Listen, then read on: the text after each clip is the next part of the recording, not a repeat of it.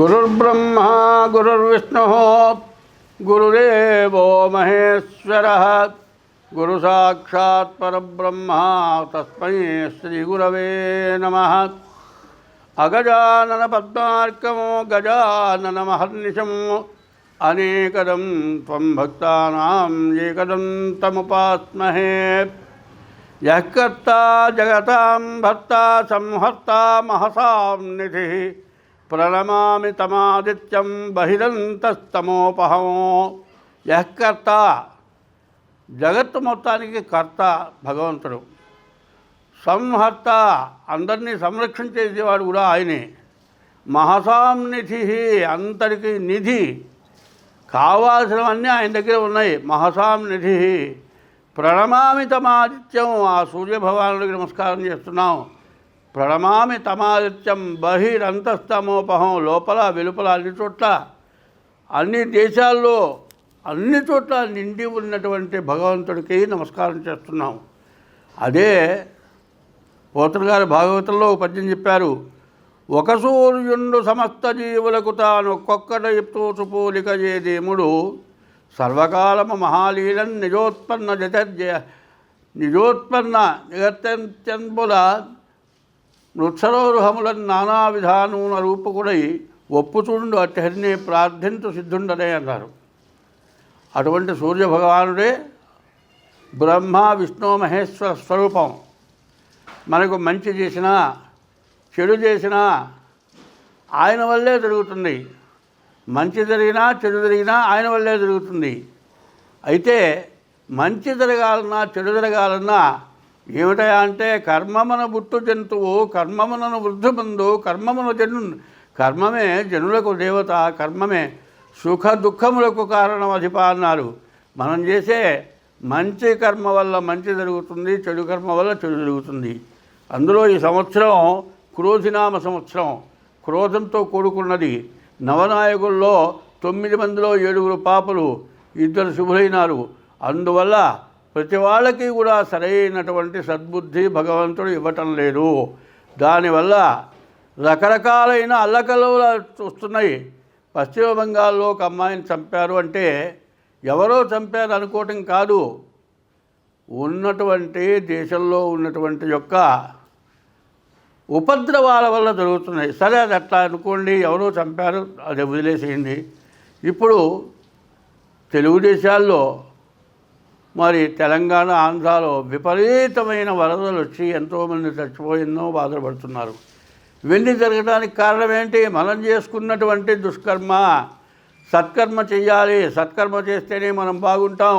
చాలామంది జాతకాలు అడుగుతున్నారు. జాతకాల్లో చెప్పింది కాదు, బాధలు పోగా కొత్త బాధలు వస్తున్నాయంటున్నారు. జ్యోతిష్యం సరిగ్గా లేదేమో అంటున్నారు, సరిగ్గా చెప్పలేదేమో అంటున్నారు, పూజలు సరిగ్గా చేయలేదేమో అంటున్నారు, జపాలు సరిగ్గా చేయలేదేమో అంటున్నారు. కాదు, జ్యోతిష్యం అనేది పూర్వజన్మ దుష్కృతం వల్ల వచ్చేటువంటి బాధల్ని పోగొట్టేది జ్యోతిష్యం. మరి ఇప్పుడు మనం పుట్టిన తర్వాత చేసేటువంటి దుష్కర్మలు, చెడు పనుల వల్ల వచ్చేది వచ్చే జన్మకు అనుభవించాల్సింది. కాబట్టి ఇప్పుడే కొంత 3 వంతులు అనుభవిస్తూ ఉన్నాం. దానివల్ల రకరకాలైన బాధలు వస్తున్నాయి. కాబట్టి జ్యోతిష్యంతో పాటు దైవాన్ని పూజించాలి. దైవే బలే దుర్బలే అన్నారు. దైవ బలం లేకపోతే దుర్బలులు తాత. అందువల్ల జాతకం చూపించుకోవాలి. ప్రతి వాళ్ళు కూడా జాతకం చూపించుకోవాల్సిందే. వేదంలో ఒక భాగం జ్యోతిష్యం, వేదంలో ఒక భాగం సామవేదం సంగీతం, వేదం ఒక భాగం, మరి మంత్రశాస్త్రం కూడా అందులోదే, అన్నీ కూడా దాంట్లోవే. కానీ దైవస్వరూపాలని కూడా వేదంలో నుంచే చూపించారు. కాబట్టి వేద విహితం అంటారు. వేదంలో ఉన్నదాన్ని ఎవరూ కాదనేటువంటి అర్హత ఎవరికి లేదు. వేదంలో భాగమే జ్యోతిష్యం. జ్యోతిష్యం అనేది సాముద్రికం అనేవి 2 ఉన్నాయి. జ్యోతిష్యము అంటే చీకట్లో వెలుగు, అగ్గిపుల్ల గీచి వెలిగించి చూచినట్టుగా చెప్పగలిగిన జ్యోతిష్యం. సాముద్రికం అంటే సముద్రపు అవతల ఒడ్డు కనపడదు, అట్లాంటి అవతల ఒడ్డును చూచినట్లుగా సాముద్రికం చూసి చెప్పగలిగింది సాముద్రికం. ఇటువంటిది కావాలంటే దైవబలం కావాలి. దైవబలం కలిగి జ్యోతిష్యం చెప్పాలి. అందువల్ల ఈ జ్యోతిష్యం చెప్పేటువంటి వాళ్ళు దైవబలం కలిగి దురాశ లేకుండా సత్య ధర్మాలకు కట్టుబడి ధర్మో రక్షత ధర్మాన్ని మనం రక్షిస్తే ధర్మం మనల్ని రక్షిస్తుంది. కాబట్టి ధర్మ పదాన్ని అనుభవించాలి. ఈ ధర్మాన్ని మనం అనుభవించడం అంటే హిందూ దేశంలో సంస్కృత భాష సంస్కరింపబడిన భాష సంస్కృత భాష. సంస్కృత భాషలో నుంచి ఈ జ్యోతిష్యం వచ్చింది. సంస్కృత భాషలో నుంచి హిందీ వచ్చింది. సంస్కృత భాషలో నుంచి తెలుగు వచ్చింది. సంస్కృత భాషలో నుంచి కన్నడ వచ్చింది. ఇన్ని భాషలు కూడా ఈ 4 భాషలు కూడా సంస్కరింపబడినటువంటి భాషలు. ఇటువంటి భాషల్లో ఇన్ని రకాల మార్గాలు ఉన్నాయి. కాబట్టి ప్రతి దోషానికి కూడా దైవ పూజలు ఉన్నాయి. కాబట్టి మీ గ్రహ దోషాలే కాకుండా దైవానికి సంబంధించిన పూజలు ఉంటాయి. అటువంటి పూజలు ప్రతి నెలలో కూడా మా చేత చేయబడతాయి. కాబట్టి మీ జ్యోతిష్యం చూపించుకోవడమే కాక మీ జాతకంలో ఉన్న దోషానికి ఏ పూజ చేస్తే మీ దోషం పోతుంది అనేది తెలుసుకొని మీరు ఆ ద్వారా మీరు పూజలు చేసుకోవడం చాలా మంచిది. కాబట్టి ఇప్పుడు మేము చెప్పేది ఏమిటంటే మీరెవరైనా సరే డేట్ ఆఫ్ బర్త్ ఉంటే డేట్ ఆఫ్ బర్త్ చూపించుకోండి. అట్లా లేకపోతే హస్త సాముద్రికం చూపించుకోండి. హస్త సాముద్రికము మరి జ్యోతిష్యం ద్వారా మీ జాతకం చెప్పబడుతుంది. ఇట్లా కాక మీకు డేట్ ఆఫ్ బర్త్ లేకపోతే సాముద్రికం ద్వారా చెప్పబడుతుంది. మీకు ఇంకా ఎటువంటి సమస్యలు ఉన్నా కూడా క్యాన్సర్ వచ్చిన వాళ్ళకు కూడా మేము చేసిన పూజలతో మరి ఆ బాధలు పోయి క్యాన్సర్ నుంచి కూడా బయటపడ్డారు. కాబట్టి దైవ సంబంధమైన పూజలు చేయడం జరుగుతుంది. మరి ఈ సెప్టెంబర్ నెల 26వ తారీఖు అమృత మృత్యుంజయ మహాపాశుపదం అమృత మృత్యుంజయ మహాపాశుపదం అనేది చేస్తున్నాం. ఇది చాలా కష్టంతో కూడుకుంది. ఎన్ని రకాల బాధలైనా కూడా పోతాయి దానివల్ల. ఆ అమృత మృత్యుంజయ పాశుపదం అంటే ఉదయం మొదలుపెట్టామంటే రాత్రి ఏ పని అవుతుందో కూడా చెప్పలేము. అటువంటి అమృత మృత్యుంజయ పాశుపదం. పాశుపదం అంటే అర్థం ఏంటంటే ఒకప్పుడు అర్జునుడిని గురించి తిరుపతి వెంకట కవులు రాయబారం నాటకంలో చెప్పారు.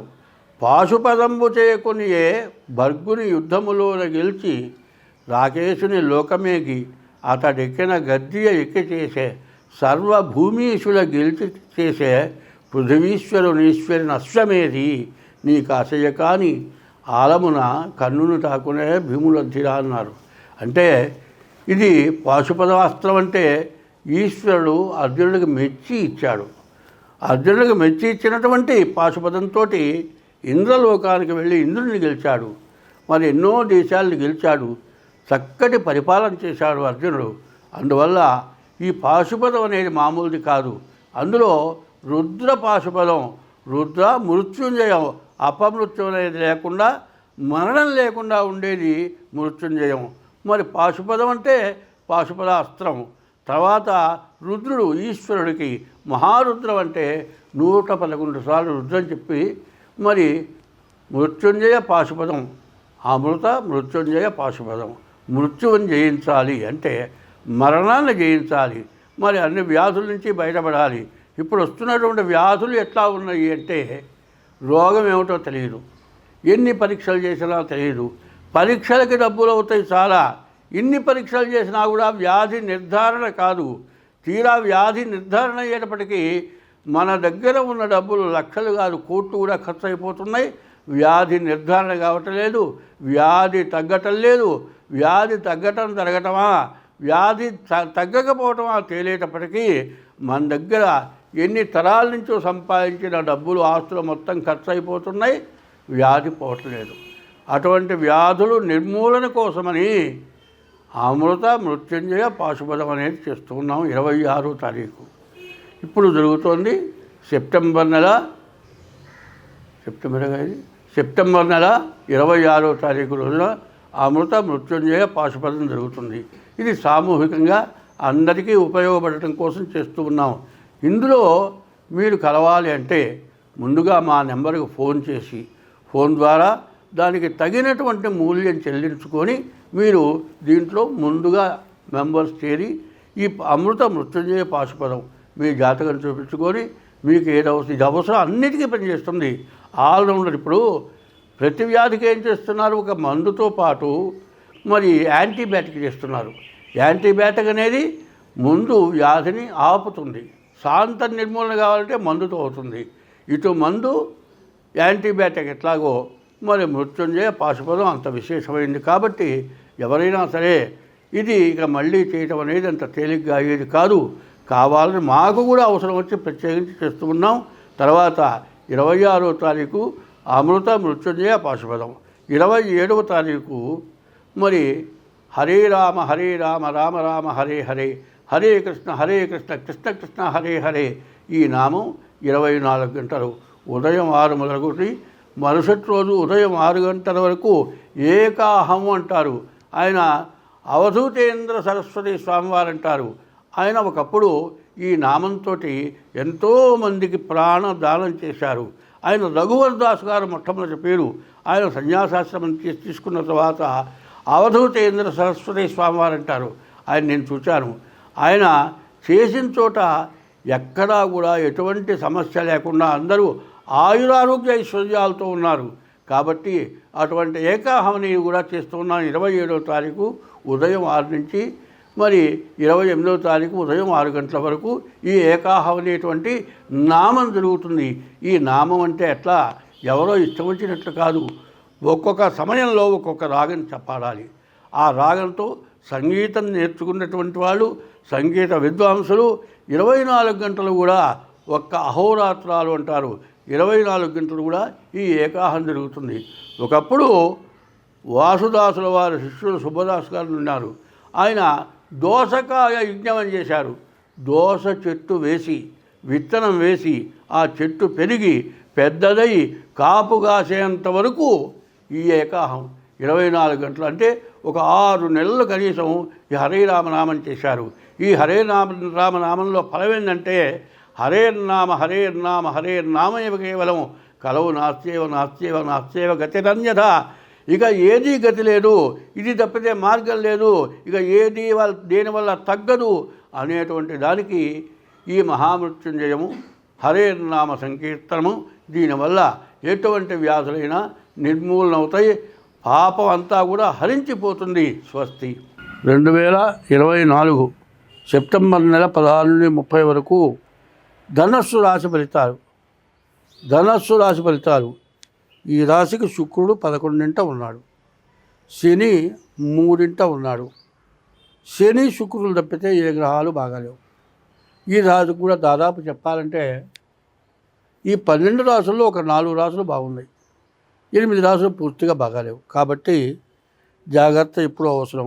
ముందు జాతకం చూపించుకోవడం అవసరం. ఎట్లా ఉందంటే ఇప్పుడు చెబుతోంది, పెద్దవాళ్ళు చిన్నప్పటి నుంచి కష్టపడి లక్షలు సంపాదించి 60 ఏళ్ళు వచ్చిన తర్వాత సంపాదించిన మొత్తం పోగొట్టుకొని తినటానికి తిండి లేక ఈ గ్రహదోషాల వల్ల ఇప్పుడు ఇబ్బందులు పడుతున్న వాళ్ళు ఉన్నారు.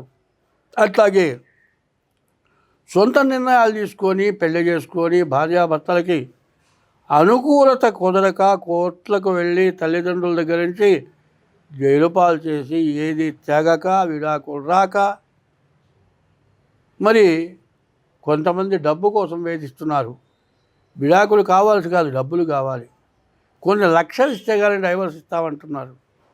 డబ్బులు లేక విడాకులు రాక మళ్ళీ పెళ్లి చేసుకుంటానికి అవకాశం లేక చేసే వృత్తి చేసుకోలేక వాయిదాకి వెళ్ళాలంటే చేసే ఉద్యోగుల నుంచి సెలవులు రాక ఇబ్బంది పడుతున్నారు. కాబట్టి శుక్రుడు ఏకాదశంలో ఉన్నాడు. వివాహం జరగటానికి శని బాగున్నాడు, రవి బాగున్నాడు, మరి బుధుడు బాగున్నాడు. ఈ రాశి వాళ్ళకి చాలా మంచిగా ఉంది. కానీ చాలా జాగ్రత్త పడాలి. రవి కుజుడు సప్తమంలో ఉన్నాడు. మరి తర్వాత బుధకేతువులు బాగాలేరు. ఉన్న వాటిల్లో 4 గ్రహాలు బాగాలేవు. ఈ 4 గ్రహాలు కూడా దాదాపు చెప్పాలంటే 3 పాపగ్రహాలు. 5 శుభగ్రహాలు చేసేటువంటి చెడు కంటే ఒక్క పాపగ్రహం 10 శుభగ్రహాలు కలిసినా కూడా పాపం చేసి ఇబ్బంది పెడతాయి. కాబట్టి ఇటువంటి పరిస్థితుల్లో మీరు జాగ్రత్త పడి మీరు వివాహాల దగ్గర చాలా జాగ్రత్తగా ఉండాలి. ముందు మీ డేట్ ఆఫ్ బర్త్ చూపించుకోండి. డేట్ ఆఫ్ బర్త్ ద్వారా మీరు వివాహాది శుభకార్యాలు చేసుకోండి. ప్రతి విషయంలో మాత్రం మీరు కలువ చేసుకోవద్దు. ఇప్పుడు జరుగుతున్నవి ఏంటంటే గొడవలు, అనవసరమైన గొడవలు, అనవసరమైన తగాదాలు, డబ్బుతో అహంకారంతో గొడవలు పెట్టుకొని వాళ్ళ పక్షాన్ని ఎవరైతే వెళతారో వాళ్ళ మీద నేరారోపణ చేసి వాళ్ళు నేరారోపణ నుంచి తప్పించుకొని పక్క వాళ్ళని జైలు పాలు చేస్తున్నారు. కాబట్టి అటువంటి విషయాల్లో ఎవరు వాళ్ళు డబ్బు గలవాళ్ళు, పరపతి గలవాళ్ళు, వాళ్ళు మనకేదో ఉపయోగపడతారంటే వాళ్ళు మాత్రం ఉపయోగపడరు, తక్కువ వాళ్ళని హింసిస్తారు. కాబట్టి ఎవరి అండ వద్దు.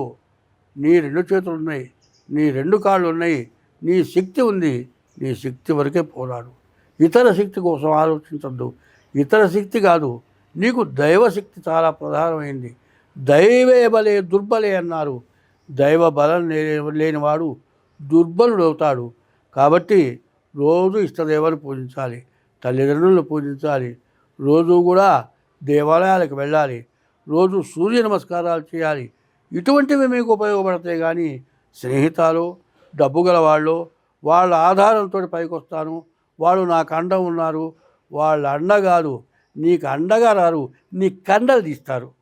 కాబట్టి ఇటువంటి పరిస్థితులు లేకుండా ఉండాలంటే ముందు మీ జాతకం చూపించుకొని, మీ జాతక రీత్యా ఎట్లా ఉండవో చూపించుకొని జాగ్రత్త పడండి. మీకు అన్ని విధాలా బాగుంటుంది. స్వస్తి.